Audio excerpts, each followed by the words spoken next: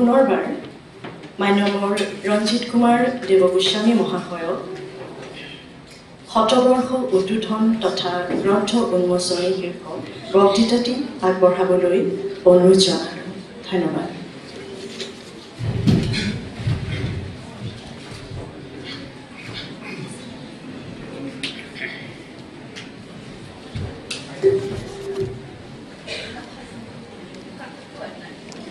অজিত বৰুৱা অনুৰাগী সমাজৰ প্ৰতিষ্ঠাপক সভাপতি অনুভৱ তুলসীৰ কথা মনত পৰিছে বাৰে বাৰে। তেওঁ মোৰ ছাত্ৰ আছিলে, কলেজতো ছাত্ৰ, বিশ্ববিদ্যালয়তো ছাত্ৰ। আৰু যোৱা 22 মে' তাৰিখে কটন বিশ্ববিদ্যালয়ত এটা বক্তৃতাৰ কাৰণে মোক মাতা হৈছিলে। সেইদিনাই তেওঁক শেষবাৰৰ কাৰণে লগ পালোঁ। কিবা কিবি দুটামান কথা কৈছিলে, বোলে ছাৰ আমাৰ ইয়েটছ ছ'চাইটি এখন কৰিব লাগে। আৰু এটা কথা ক'লে, তাৰমানে মোৰ বক্তৃতাটো আছিলে WBHৰ বিষয়ে, ৰাজীৱতো আছিলে। বোলে ছাৰ মই ইয়েটছৰ কবিতা কেইটামান অনুবাদ কৰিছোঁ, আৰু কেইটামান কৰিলে এখন কিতাপ ওলাব, আৰু তাত আপুনি পাতনিখন লিখি দিব। বোলো হ'ব। তাৰপিছত যে এনেকৈ তেওঁ যে গুচি যাব, মানে কল্পনাও কৰিব পৰা নাছিলোঁ। যি নহওক, যোৱা 10টা বছৰে অজিত বৰুৱা অনুৰাগী সমাজৰ প্ৰতিগৰাকী সদস্যই যেনেধৰণে কাম কৰি আছে, এইটো সঁচাকৈ বিৰল। আৰু আজি যিখন কিতাপ ইতিমধ্যে উন্মোচিত হ'ল, সেইখনেই ক'ব যে এই কেইজনমান মাত্ৰ আমাৰ ৰাজীৱ কুশল ৰাজীৱ, এইকেইজনে মিলি পেলাই এনেধৰণে 10 বছৰ ধৰি পেলাই এই কামটো কৰি আছে। তেওঁলোকক নমস্কাৰ জনোৱাৰ বাহিৰে অন্য কথা নাই। আৰু সুন্দৰ কিতাপ এখন আজি প্ৰকাশ হৈছে। আৰু ব্যক্তিগতভাৱে এটা কথা কওঁ, 2016 চনত বোধ কৰোঁ, মই তেতিয়া তেজপুৰত আছিলোঁ। প্ৰথমটো বক্তৃতা দিবলৈ মোক মাতি অনা হৈছিলে। মোৰ তেতিয়া চকুৰ অকণমান অসুবিধা আছিলে, বহুত দিন ধৰি পেলাই পঢ়া শুনা কৰিব পৰা নাছিলোঁ। কিন্তু কুশলহঁতৰ অনুৰোধ ৰক্ষা কৰিব সেইকাৰণে মই এটা বক্তৃতা দি গ'লোঁ। পিছত হুবহু সেইটোকে উলিয়াই দিয়া হৈছে। যি নহওক, সেইটোকে প্ৰথম বক্তৃতা, বাকী 9টা আপোনালোকে বেছি ভাল পাব। ইতিমধ্যে অধ্যক্ষ মহোদয়ে দুটামান কথা কৈ গৈছে যে আধুনিকতাৰ প্ৰথমগৰাকী কবি। আৰু অকণমান দূৰলৈ গৈ পেলাই মই ক'ব খুজিছোঁ যে 1948 চনৰ 23 অক্টোবৰ তাৰিখে, আজি 23 তাৰিখ, 1948 চনৰ 23 অক্টোবৰ তাৰিখে কলিকতাত অজিত বৰুৱাই লিখা এটা কবিতা, তেতিয়াই আমাৰ অসমত কবিতাৰ আধুনিকতাৰ জন্ম হৈছিলে। ঠিক ক'ব খুজিছোঁ যে আমাৰ প্ৰখ্যাত চিত্ৰ সমালোচক ৰজাৰ ফ্ৰায়ে এসময়ত এটা লণ্ডনত এটা চিত্ৰ প্ৰদৰ্শনী পাতিছিল, মেনে এণ্ড দ্য পষ্ট ইম্প্ৰেছনিষ্ট। তো সেইখন চাই পেলাই পিছত ভাৰ্জিনিয়া উল্ফে এটা কথা কৈছিলে, on or about December 1910 human character changed. এইটো এটা প্ৰখ্যাত বাক্য, এটা on or about December 1910 human character changed. অতিশয় উক্তি। হঠাতে মানুহৰ চৰিত্ৰ সলনি হৈ গ'ল 1910 চনৰ ডিচেম্বৰত। একেটা সুৰতে বোধ কৰোঁ ক'ব পাৰি যে কাতি মাহৰ এটা ধোঁৱা ৰাতিপুৱা কলিকতাত আধুনিক অসমীয়া কবিতাৰ জন্ম হৈছিল। কাতি মাহৰ এটা ধোঁৱা ৰাতিপুৱা কুঁৱলী গলি ভাঁহে। এই পোৱা যেন এটা অতীত এবছৰ বয়সীয়া ইত্যাদি ইত্যাদি এই কবিতাটোত আছে। বহুতকেইটা কথা সোমাই আছে। অজিত বৰুৱা বিশেষকৈ ইয়াতে যিসকল ছাত্ৰ ছাত্ৰী আছে, মই তেওঁলোকক উদ্দেশ্য কৰি পেলাই কৈছোঁ, আমাৰ অজিত বৰুৱা কেইবাটাও পৰম্পৰাৰ উত্তৰসূৰী, কেইবাটাও পৰম্পৰা। বিশেষকৈ 19বিংশ শতিকাৰ এগৰাকী কবি হপকিন্স, আমাৰতো এলিয়টৰ কথা ক'ব, আমাৰ কমল শইকীয়াই এলিয়টৰ কথা ক'ব। হপকিন্স আৰু এজৰা পাউণ্ড, এই দুগৰাকী তেওঁৰ অনুপ্ৰেৰণাৰ থলী আছিলে আৰু হপকিন্সে তেওঁ অনুপ্ৰেৰণা লাভ কৰিছিলে এগৰাকী মধ্যযুগৰ এগৰাকী দাৰ্শনিক ডান্স কটাছ আছিলে ফ্ৰান্সিছকান এগৰাকী দাৰ্শনিক ডান্স কটাছ ত্ৰয়োদশ শতিকা তেওঁৰ আগতে যিগৰাকীক মই সৰ্বশ্ৰেষ্ঠ খ্ৰীষ্টীয় সন্ত বুলি কওঁ বা সকলোৱে ক'ব Saint Francis of Assisi তেওঁৰ বিভিন্ন ধৰণৰ জীৱনী গ্ৰন্থ আছে আৰু মোৰতো ভাৱ হয় অজিত বৰুৱাই এই সকলো জীৱনী গ্ৰন্থ পঢ়িছিলে কাৰণ Saint Francis of Assisi অস্তিত্ব তেখেতৰ কবিতাত সাধাৰণতে ভালকৈ অনুভৱ কৰা যায় অকল জেংৰাইতে নহয় অন্যান্য দুঠাইমানতো সেইটো অনুভূত হয় Saint Francis of Assisi মানে ইটালীৰ এগৰাকী সন্ত আছিলে আৰু তেওঁৰ চকুৰ অসুখ হওঁতে তেতিয়া সকলোফালে হাহাকাৰ লাগিল আৰু তেতিয়া ৰজাজনে তেওঁৰ চকুৰ অস্ত্ৰোপচাৰৰ কাৰণে এজন বৈদ্য পঠাইছিলে তেওঁৰ ওচৰলৈ আৰু তেতিয়াৰ দিনৰ অস্ত্ৰোপচাৰৰ কথা মস্ত এডাল শলখা জুইত মানে লৈ পেলাই একদম ৰঙা হৈ আছে তেওঁৰ ওচৰলৈ যেতিয়া আনিছে চকুৰ ওচৰলৈ তেতিয়া তেওঁ যিশাৰী কথা কৈছিলে সেই শাৰী আমাৰ ভকতীয়া ভাষাত শংকৰী ভাষাত মানে আমাৰ অজিত বৰুৱাই ইয়াত আনি দিলে এতিয়া কথাটো হ'ল কি সেই Saint Francis of Assisi দ্বাদশ ত্ৰয়োদশ বোধকৰো তাৰপিছত ডান্স কটাছ ত্ৰয়োদশ শতিকা তাৰপিছত হপকিন্স ঊনবিংশ শতিকা এই গোটেইখিনিৰে পৰম্পৰা মানে তেওঁ কেনেকৈ ধৰি ৰাখিছে মই এটা মাত্ৰ কথা কৈছোঁ হপকিন্স আছিলে মানে ঊনবিংশ শতিকাৰ এগৰাকী খুব ভাল ছাত্ৰ আৰু তেওঁক তেতিয়া Balliol college he was the star of Balliol কলেজৰ এজন ছাত্ৰ আছিলে আৰু তেওঁ মানে ডান্স কটাছৰ ভাৱাদৰ্শৰ দ্বাৰা তেওঁ অনুপ্ৰাণিত হৈছিলে ডান্স কটাছৰ কথা এটা হৈছিল কি তেওঁ বস্তু নিশ্চয়ৰ অনন্যতাৰ সন্ধান কৰিছিল সদায় যে এইখন কি এখন টেবুল বুলি ক'লে এইটো হোৱাট কুইড QUID লেটিন শব্দ কুইড মানে হোৱাট যে হোৱাট বুলি ক'লে এখন টেবুল কিন্তু টেবুলটো এনেকুৱা কোটি কোটি টেবুল আছে পৃথিৱীত এইখন টেবুলৰ অনন্যতা কি সেই অনন্যতাৰ সন্ধান কৰিছিলে ডান্স কটাছে তেওঁ আছিলে এগৰাকী ফ্ৰান্সিছকান দাৰ্শনিক আৰু সেইটোক কৈছিলে দুটা শব্দ এনেই মই ছাত্ৰ ছাত্ৰীক উদ্দেশ্য কৰি পেলাই কৈছোঁ হেক্সাইটাছ HAECCEITAS হেক্সাইটাছ আৰু কুইডিটাছ হোৱাটনেছ আৰু ডিছনেছ তাৰমানে এইখন টেবুলৰ অনন্যতা ক'ত এইটোতো বহুত টেবুল আছে এইখিনিতে বেলতলা অঞ্চলতে বহুত টেবুল আছে কিন্তু এইখনৰ অনন্যতা কি সেই তাৰ সন্ধান কৰিছিলে আৰু ঠিক আমাৰ অজিত বৰুৱাইও সেই অনন্যতাৰ সন্ধান কৰিছিলে তেওঁৰ মই কৈছোঁ যে অনুপ্ৰেৰণাৰ স্থলী আছিলে বিশেষকৈ ডান্স কটাছ হপকিন্স আৰু পিছলৈ এজৰা পাউণ্ড আছিলে আমাৰ চিত্ৰকল্পবাদী আন্দোলনৰ এগৰাকী প্ৰসিদ্ধ হোতা টি হিউমৰ লগতে তেখেতো আছিলে প্ৰসিদ্ধ হোতা আৰু তেওঁলোকে কৰিছিল কি বহুত কথা বৰ্জন কৰিছিলে যেনে পাৰিলে বিশেষণবিলাক বাদ দিয়া ক্ৰিয়াপদৰ ওপৰত গুৰুত্ব দিয়া বিশেষণবিলাক বাদ দিয়া বিশেষণে একো কাম নকৰে ক্ৰিয়াপদৰ ওপৰত হেৰি কৰা তাৰপিছত আৰু যদি এটা শব্দৰে কথাটো প্ৰকাশ কৰিব পাৰি 3টা বা 4টা শব্দ কেতিয়াও তাত ব্যৱহাৰ নকৰিবা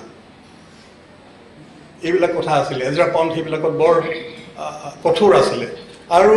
সেইফালৰ পৰা আপোনালোক সকলোৱে জানে যে 1922 চনত T.S. এলিয়টৰ ৱেষ্টলেণ্ডখন ওলাই ৱেষ্টলেণ্ডখন তেওঁ প্ৰকাশ কৰাৰ আগতে এজৰা পাউণ্ডক দেখুৱাইছিলে এজৰা পাউণ্ডে গোটেইখন কাটি কুটি ঠিক ঠাক কৰি দিছিলে সেইখন এতিয়াও পোৱা যায় ভেলেৰী এলিয়টে পিছত সম্পাদনা কৰি উলিয়াইছে এজৰা পাউণ্ডে ক'ৰবাত দিছিলে এইখিনি অমিত ডিলিট ক'ৰবাত আকৌ মানে প্ৰশ্নবোধক চিন দিয়ে এইখিনি থাকিব লাগিব জানো কটা কুটি কৰাত তেওঁ মানে বৰ পাৰ্গত আছিলে এজৰা পাউণ্ড সেই এজৰা পাউণ্ডৰ দ্বাৰা আমাৰ অজিত বৰুৱাও প্ৰভাৱান্বিত হৈছিলে আৰু এটা কথা হপকিন্সক অনুসৰণ কৰা ভাৰতীয় কবি খুব কম আছে হ'ল কি আমাৰ 30ৰ দশকত অক্সফৰ্ডৰ এজন অধ্যাপক আছিলে হামফ্ৰী হাউচ তেখেতৰ গ্ৰন্থসমূহ আমাৰ ইংৰাজী সাহিত্যৰ ছাত্ৰ ছাত্ৰীসকলে পঢ়িছে এৰিষ্টটলৰ পয়েটিক্সৰ বিষয়ে আছে ডিকেন্স ৱৰ্ল্ড বুলি এখন কিতাপ আছে খুব 40-45 বছৰমান বয়সতে বুকবোৰ ঢুকাইছে তেতিয়া আছিল কি ইণ্ডিয়ান চিভিল ছাৰ্ভিচ যেনেকৈ আছে ইণ্ডিয়ান এডুকেশ্যনেল ছাৰ্ভিচো আছিলে তেওঁ ইণ্ডিয়ান এডুকেশ্যনেল ছাৰ্ভিচৰ এজন সদস্য আছিলে সেই হিচাপে তেওঁ কলিকতাত তেওঁ চাকৰি কৰিবলৈ আহিছিলে প্ৰেচিডেঞ্চি কলেজত কাম কৰিলে কলিকতা বিশ্ববিদ্যালয়ত ক্লাছ ল'লে চিটি কলেজতো অধ্যাপনা কৰিলে সেই সময়ত আকৌ পৰিচয় গ্ৰুপ বুলি যিটো আছিলে সুধীন্দ্ৰনাথ দত্ত ইত্যাদিসকল আছিলে তাত হুমায়ুন কবিৰ সুধীন দত্ত সেই পৰিচয় সেই গ্ৰুপটোৰ তেওঁ সদস্য এজন হৈ পৰিলে হামফ্ৰী হাউচ পিছলৈ অক্সফৰ্ডত গ'ল তাত ছিনিয়ৰ লেকচাৰাৰ ইন ইংলিছ তাত গ'ল তেওঁ সেই তেখেতে মানে হপকিন্সৰ ৰচনা কিছু তেওঁ হেৰি কৰিছিলে সম্পাদনা কৰি উলিয়াইছিলে গতিকে কলিকতাত তেওঁৰ এটা প্ৰভাৱ আছিলে বিশেষকৈ সুধীন দত্ত বা হুমায়ুন কবিৰ আবু ছৈয়দ এইসকলৰ জৰিয়তে হপকিন্সৰ এটা হেৰি আহিছিলে যিটো আৰু সেইখিনিকে আমাৰ অজিত বৰুৱাই কিন্তু বৰ সুন্দৰভাৱে এইটো আত্মসাৎ কৰা বুলি যে কয় ভাল অৰ্থত সেইটো কৰিছিলে কাতি মাহৰ এটা ধোঁৱা ৰাতিপুৱা আমাৰ সাধাৰণতে ধুঁৱলি বুলি শব্দটো ব্যৱহাৰ কৰোঁ ধুঁৱলি হ'লে আকৌ এইটো হেৰি হৈ যায় বিশেষণীয় ধৰণৰ কাৰোবাৰ এটা হৈ যায় গতিকে তাৰ ঠাইত ধোঁৱা ৰাতিপুৱা কুঁৱলী গলি অৰ্থাৎ এই গোটেই প্ৰক্ৰিয়াটো কুঁৱলী হাইফেন এটা দি পেলাই গোটেই প্ৰক্ৰিয়াটোক তাৰমানে হেৰি কৰি ৰাখিছে ধৰি ৰাখিছে অজিত বৰুৱাই আৰু সেইটোৱে যদি এটা শব্দত যদি কামটো কৰিব পাৰি দুটা শব্দ কেতিয়াও ব্যৱহাৰ নকৰিবা যেনে জেংৰাইত আছে ওপৰে তৰা বুলি কোৱাৰ লগে লগে কত কথা যে আমাৰ মহাপুৰুষে যে কৈছিলে অনন্ত কোটি ব্ৰহ্মাণ্ডৰ হৰি অধিকাৰী অনন্ত কোটি ব্ৰহ্মাণ্ড মোৰ লগতে আমাৰ কিশোৰী মোহন পাঠক ছাৰ আমি মানে কেইবাঠাইতো ঘূৰিছিলোঁ বৰপেটালৈ গৈছোঁ কিবা মিটিং টিটিঙত কিশোৰী মোহন পাঠক ছাৰে মোক কৈছিলে যে হেৰা গোস্বামী একেবাৰে লিটাৰেলি অনন্ত কোটি ব্ৰহ্মাণ্ড মানে জোখ মাখ কৰিব নোৱাৰি ব্ৰহ্মাণ্ড অকল এখনেই নাই অনন্ত কোটি ব্ৰহ্মাণ্ড সেইবিলাক শংকৰদেৱতে কেনেকৈ জানিছিলে ক'ব নোৱাৰোঁ অনন্ত কোটি ব্ৰহ্মাণ্ডৰ হৰি অধিকাৰী সেই অনন্ত কোটি ব্ৰহ্মাণ্ডৰ এটা আভাস এটা দিছিলে ওপৰে তৰা মাত্ৰ দুটা শব্দৰ জৰিয়তে অজিত বৰুৱাই সেইটো দিবলৈ সক্ষম হৈছিলে আৰু মানুহৰ অকলশৰীয়া অস্তিত্ব ইতিমধ্যে ডক্টৰ শান্তনা বৰদলৈ যিখিনি কবিতা আবৃত্তি কৰি গ'ল তাতো ওলাইছে এজাক অকলশৰীয়া বতাহ তেওঁ নিজেই এজাক অকলশৰীয়া বতাহ আছিলে আৰু মানুহৰ নিঃসংগ অস্তিত্ব সেই তাক অসমীয়া কবিতাত এনেধৰণে ৰূপায়িত কৰা এগৰাকী অনন্য কবি আৰু দুটামান কথা আছিলে কি বগা বগা পকা চপৰাৰ ওপৰেৰে দীঘল দীঘল বাট শেষ নোহোৱা পথাৰবোৰত পৰুৱাই পোৱা বাট দীঘল বাট চুটি বাট বনোৱা বাট যি বাটে নগ'লো সেইটো ভাল বগা বগা পকা চপৰাৰ ওপৰেৰে দীঘল দীঘল বাট শেষ নোহোৱা পথাৰবোৰত পৰুৱাই পোৱা বাট দীঘল বাট চুটি বাট বনোৱা বাট যি বাটে নগ'লো সেইটো ভাল শেষৰ শাৰীত অকণমান ৰবাৰ্ট ফ্ৰষ্টৰ দ্য ৰোড নট টেকেন তাৰ বাধ্যাকৰ্ষণে কবি মনটোক অকণমান টনা আজৰা কৰিলেও তাৰ আগৰখিনি বাক্যৰ যি ঝংকাৰ বগা বগা পকা চপৰাৰ ওপৰেৰে দীঘল দীঘল বাট মনত পৰে ভেন গগৰ এখন ছবি আছে দ্য ফাৰ'জ বুলি পেলাই তাতে নতুনকৈ চহাই থোৱা এখন পথাৰৰ ছবি এখন ভেন গগ অজিত বৰুৱাৰ কবিতাত মানে ইউৰোপীয় মানে চিত্ৰকলাৰ ভালেখিনি উপাদান পোৱা যায় যেনে তেখেতৰ এই কবিতাটোত যে আছিলে এই যে থকা নথকা এক পলকৰ দলঙত সময় বন্ধ হৈ যায় কি অপূৰ্ব থকা নথকা এক পলকৰ দলঙত সময় বন্ধ হৈ যায় ইতিমধ্যে অজিত বৰুৱাই কৈছে যে সেইটো অলডোৱা সাক্সলিৰ এখন 1944 চনত বকুৰ এখন উপন্যাস ওলাইছিলে time must have a stop সেইটো বুলি কৈছে কিন্তু শ্বেক্সপিয়াৰেও সেই তেনেকুৱা বাক্য এটা লিখি থৈ গৈছিলে হেনৰি দ্য ফ'ৰ্থ নামৰ তেখেতৰ যিখন নাটক আছিলে তাতো time must have a stop সময় এটাত বন্ধ হৈ যাব অজিত বৰুৱাৰ আছে থকা নথকা এক পলকৰ দলঙত সময় বন্ধ হৈ যায় নৰৱেৰ এডৱাৰ্ড মুংক স্ক্ৰীন সেইখন যে আছিলে ছবিখন অপূৰ্ব ছবি এডৱাৰ্ড মুংক মই ছাত্ৰ ছাত্ৰীসকলক কৈছোঁ EDV এডৱাৰ্ড মুংক MUNCH এডৱাৰ্ড মুংকৰ স্ক্ৰীম নামৰ হেৰিখন আপোনালোক মনত পৰিব মই ল'ৰা ছোৱালীসকলক কৈছোঁ ছবিখন আকৌ চালে তাত এখন দলঙৰ ওপৰত চাবলৈ থকা নথকা এক পলকৰ দলঙত সময় বন্ধ হৈ যায় মানে এটা চিঞৰ এটা মাৰিছে ভিতৰৰ এটা আৰ্তনাদ আমাৰ নীলমণি ফুকনে কোৱাৰ দৰে হঠাৎ সেই আৰ্তনাদ আহি গোট মাৰি তাত ৰৈ গৈছে স্ক্ৰীম আৰু তাৰ অন্তৰালত বহুত কথা আছে এডৱাৰ্ড মুংক মানে তেওঁ এনেকুৱা এটা পৰিয়ালত জন্ম লৈছিলে তেওঁ প্ৰায়খিনি সদস্যই অকণমান মানসিকভাৱে দুৰ্বল আছিলে এডৱাৰ্ড মুংকৰ বায়েকজনী তেওঁতকৈ এবছৰ ডাঙৰ আছিলে তেওঁ 15 বছৰ বয়সতে ঢুকাইছে যেতিয়া এডৱাৰ্ড মুংকৰ 14 বছৰ বায়েক ঢুকাইছে মানসিকভাৱে কিছু অস্থিৰ আছিলে আৰু তেখেতৰ এখন প্ৰসিদ্ধ ছবি আছে দ্য ছিক চাইল্ড বুলি এখন এডৱাৰ্ড মুংকৰ ছবি আছে তাৰপিছত এইখনত অকণমান ইজনী সৰু ভনীয়েকজনী তেওঁতকৈ 4 বছৰ সৰু আছিলে তেওঁতকৈ 4 বছৰ সৰু মানসিকভাৱে কিছু অস্থিৰ আৰু ঘৰৰ চিন্তা বহুত চিন্তা এনেকুৱা ধৰণৰ গোটেই মিলি পেলাই এটা চিঞৰ এটা দলংখনৰ ওপৰত দলংখন আকৌ এখন বোলে আচল দলং মানে নৰৱেৰ অশ্লো নামৰ ঠাইখনৰ অশ্লোৰ এখন আচল দলং য'ত এডৱাৰ্ড মুংকে ঘূৰা মেলা কৰিছিলে এইখিনি ঠাইতে বোলে এডৱাৰ্ড মুংক বৰ অহা যোৱা কৰিছিলে গতিকে থকা নথকা এক পলকৰ দলঙত সময় বন্ধ হৈ যায় এনেকুৱা ধৰণৰ অনুভূতি আগতে আমি পোৱা নাছিলোঁ অসমীয়া সাহিত্যত তাৰপিছত আগতে মই বহুতবাৰ কৈ আহিছোঁ যে যিটো চিত্ৰকল্পবাদী আন্দোলনৰ প্ৰধান বৈশিষ্ট্য আছিলে কনচেন্ট্ৰেশ্যন একেবাৰে মানে জুখি মাখি কথা ক'বা বেছি কথা নক'বা আৰু এটা কথা যে ধৰা বন্ধা এটা তালত বস্তুবিলাক নিনিবা মেট্ৰনম বুলি যিটো কোৱা হয় যে বাজি আছে এতিয়া আমি কিছুমান কবিতাৰ লগত মানে হয়তো আপুনি কাহাৰবাও বজাব পাৰে দাদৰাও বজাব পাৰে এনেকুৱা ধাগিন নাট দিন নাট থাকে এতিয়া তেনেকুৱা ধৰণৰ আমাৰ কিন্তু এইবিলাকত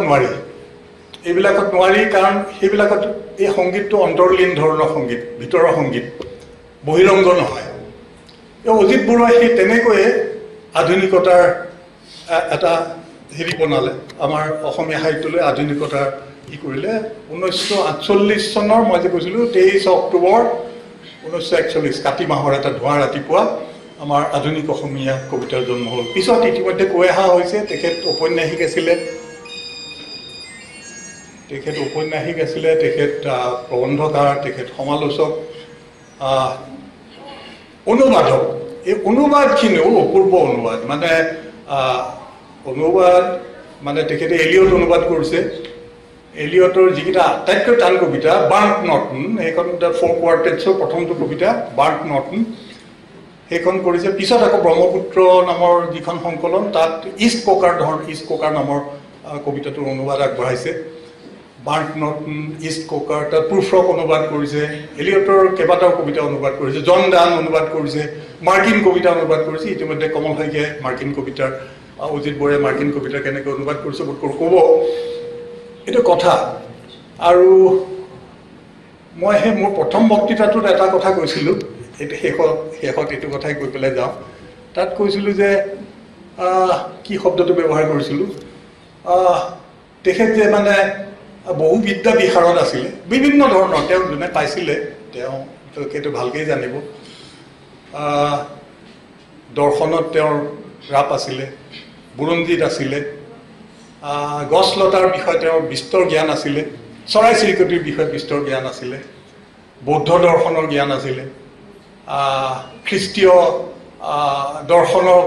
দৰ্শন তেওঁ অনুসৰণ কৰিছিলে ইত্যাদি আৰু তেখেতৰ গদ্যত চাব ইতিমধ্যে বোধ কৰোঁ আমাৰ মুনীন বায়ানে যোৱা বছৰ এটা বক্তৃতা দিছিলে ইয়াত এইটো সন্নিৱিষ্ট হৈছে তেওঁ বোধ কৰোঁ কৈছে তেওঁৰ গদ্যৰ যিখিনি বৈশিষ্ট্য সেইখিনি বোধ কৰোঁ তাত কঢ়িয়াই দেখুওৱা হৈছে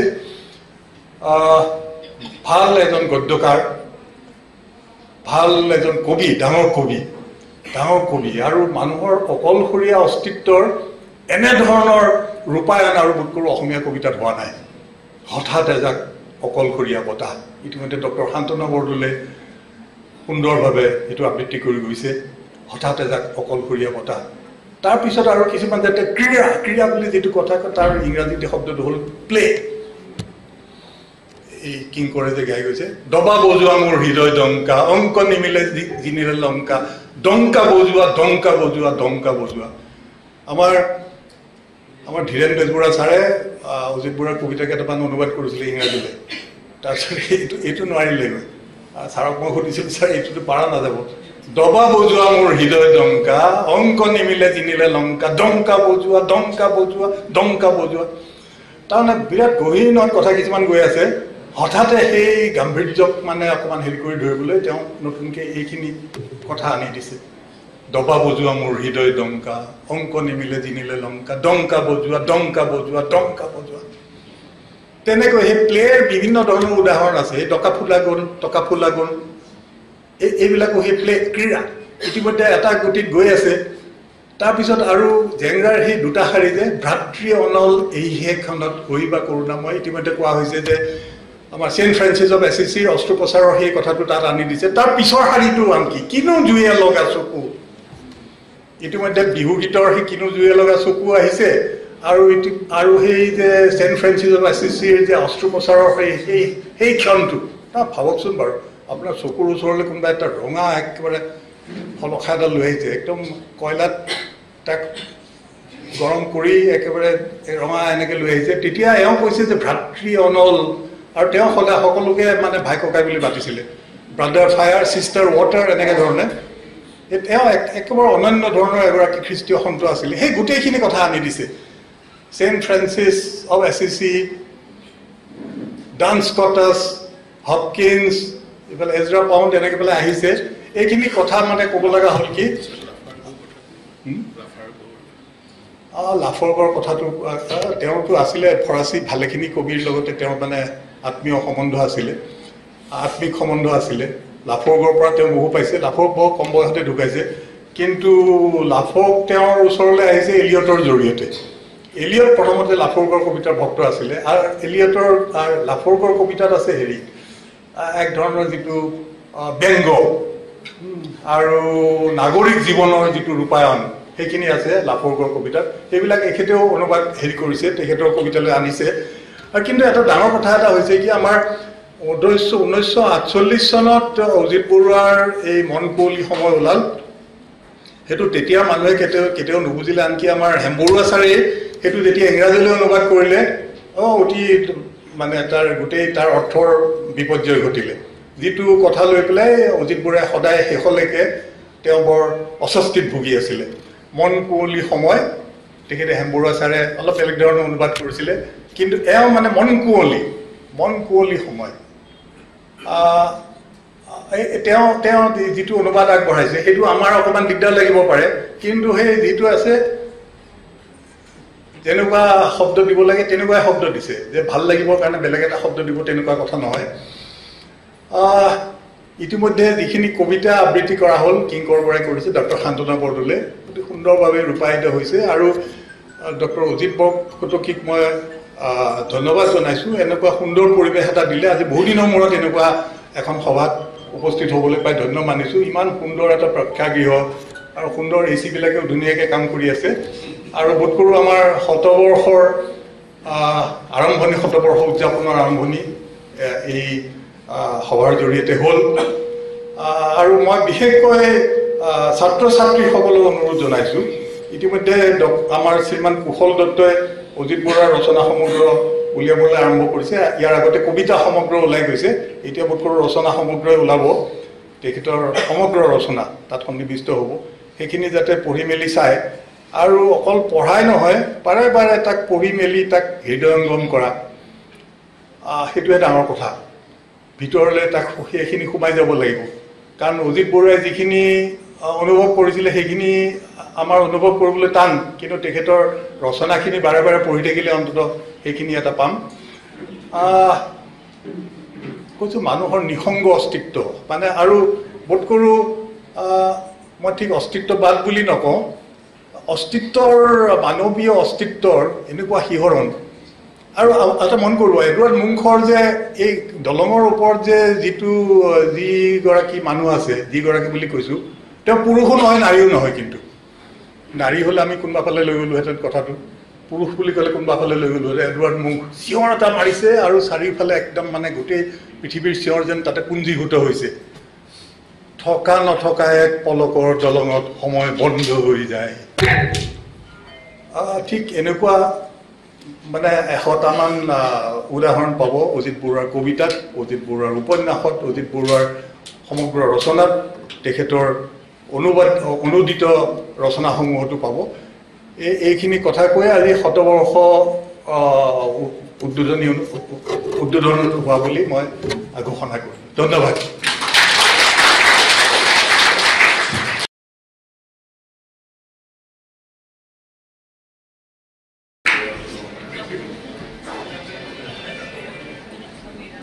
কাকলিয়ে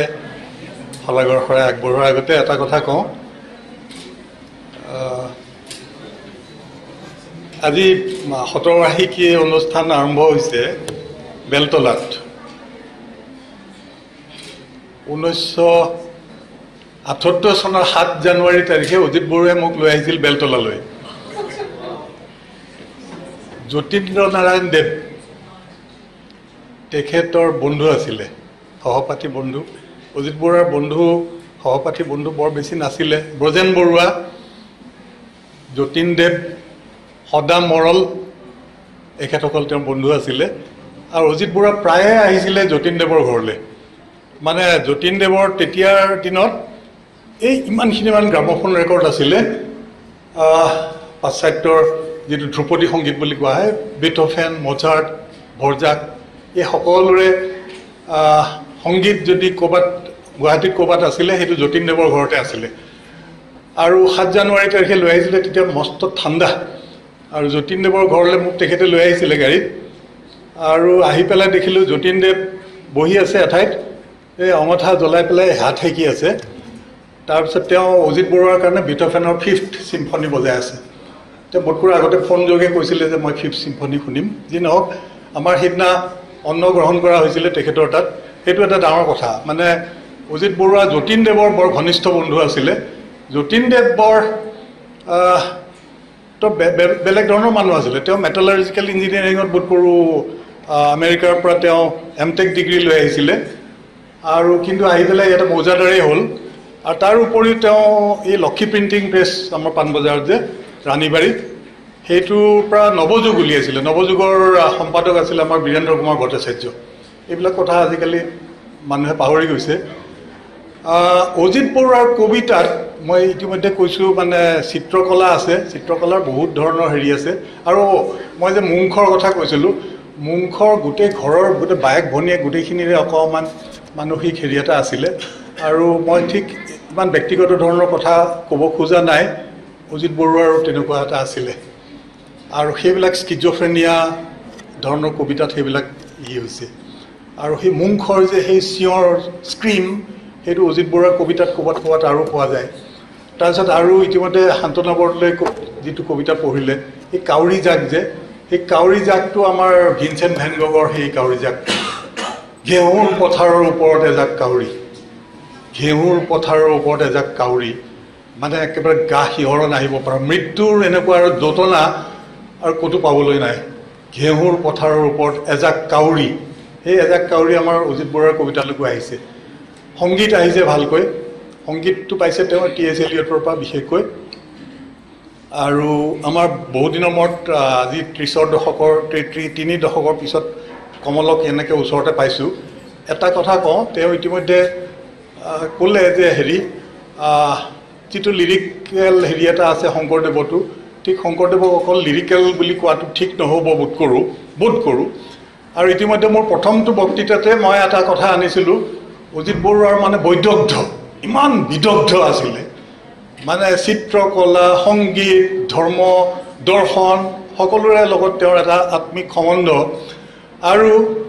আমাৰ শংকৰদেৱ যে অকল লিৰিকেল নহয়, মই মাত্ৰ তাৰ এটা উদাহৰণ দিওঁ। প্ৰথম বক্তৃতাটো মই সেইটো উদাহৰণ দিছিলোঁ। আৰু যিহেতু মোৰ বক্তৃতাৰ পিছতে কোনোবা এজনে এখন আলোচনীত লিখিলে যে ৰঞ্জিত দেৱ গোস্বামীয়ে অজিত বৰুৱাক শংকৰদেৱৰ লগত তুলনা কৰিলে, মই কেলৈ নকৰিম। মানে মই বৈদগ্ধৰ ফালৰ পৰা কৈছোঁ, তেওঁৰ যিটো বৈদগ্ধ আছিলে, এটা বিদগ্ধ মানুহ আছিলে। শংকৰদেৱৰ এটা বৰগীত, সেইটো হৈছে পিছত লেখা, কিন্তু সকলো ধৰণৰ শংকৰদেৱৰ যিখিনি পুথি আছে তাত সেইটো প্ৰথমতেই ব্যৱহাৰ কৰা হৈছে। এই জয় জয় যাদৱ জলনিধি যাদৱ দাতা, শ্ৰুতমাত্ৰা খিলত্ৰাতা, স্মৰণে কৰয় সিদ্ধি দীন দয়া নিধি, ভকতি মুকুতি পদ দাতা মহদানন্দ কন্দ পৰমানন্দ নন্দ নন্দন বনচাৰী বিবিধ বিহাৰ বিহাৰদ হাৰদ ইন্দু নিন্দি পৰকাশী মানে সেই যিটো কাউণ্টাৰ পইণ্ট বুলি কোৱা হয়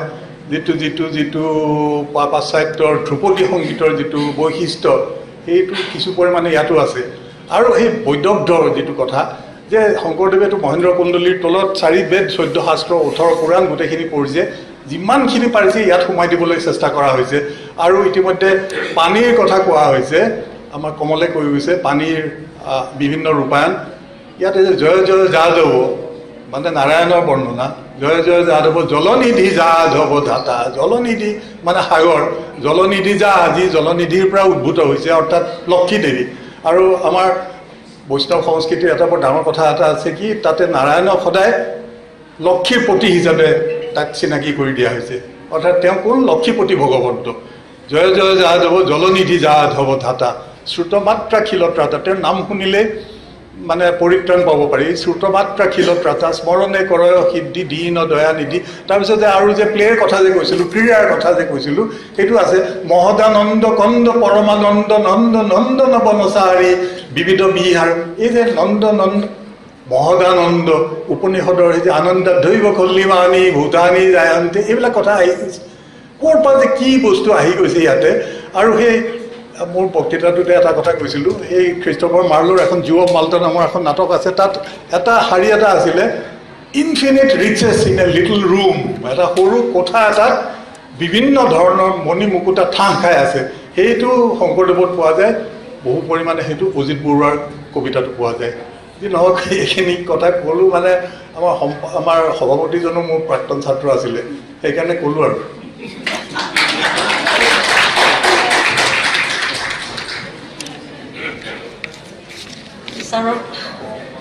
ছাৰৰ কথা আমি শুনিলে সঁচাকৈ শুনিয়ে থাকিবলৈ মন যায়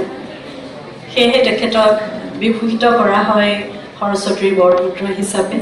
ইমান এগৰাকী বিদগ্ধ পণ্ডিত আমাৰ মাজত কি ক'ম আচলতে বাকৰুদ্ধ হওঁ ছাৰৰ বিষয়ে কিবা ক'বলৈ গ'লে ধন্যবাদ জ্ঞাপন কৰিলোঁ ছাৰ